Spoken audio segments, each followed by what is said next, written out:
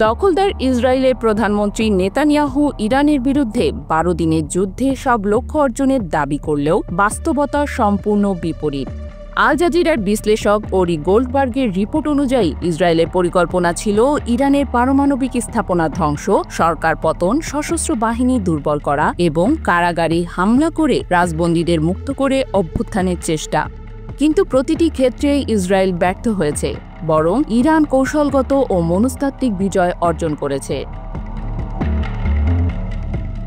নেতানিয়াহুর প্রধান লক্ষ্য ছিল ইরানের পারমাণবিক কর্মসূচি ধ্বংস করা, কিন্তু ইসরায়েল মার্কিন হামলা সত্ত্বেও ইরানের ফর্দ পারমাণবিক স্থাপনা অক্ষত রয়েছে।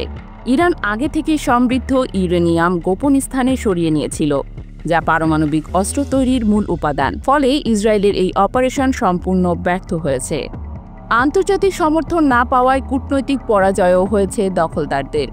ইসরায়েল চেয়েছিল বিশ্ববাসীকে ইরানের পারমাণবিক কর্মসূচির বিরুদ্ধে ঐক্যবদ্ধ করতে, কিন্তু যুক্তরাষ্ট্র ও জার্মানি ছাড়া অধিকাংশ দেশই ইসরায়েলের সমর্থনে এগিয়ে আসেনি। বরং মধ্যপ্রাচ্যের অনেক দেশ এখন ইরানের সঙ্গে বাণিজ্যিক সম্পর্ক জোরদার করতে আগ্রহী, যা ইসরায়েলের জন্য বড় ধরনের কূটনৈতিক পরাজয়।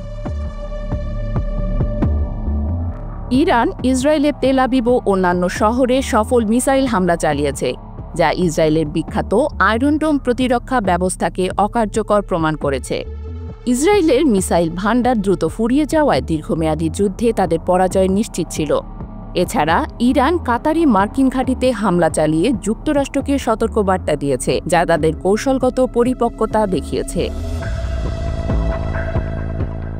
ওরি গোল্ডবার্গের বিশ্লেষণে স্পষ্ট, নেতানিয়াহুর সব পরিকল্পনা ধসে গেছে, বরং ইরান সামরিক, রাজনৈতিক ও কূটনৈতিকভাবে শক্তিশালী অবস্থানে রয়েছে।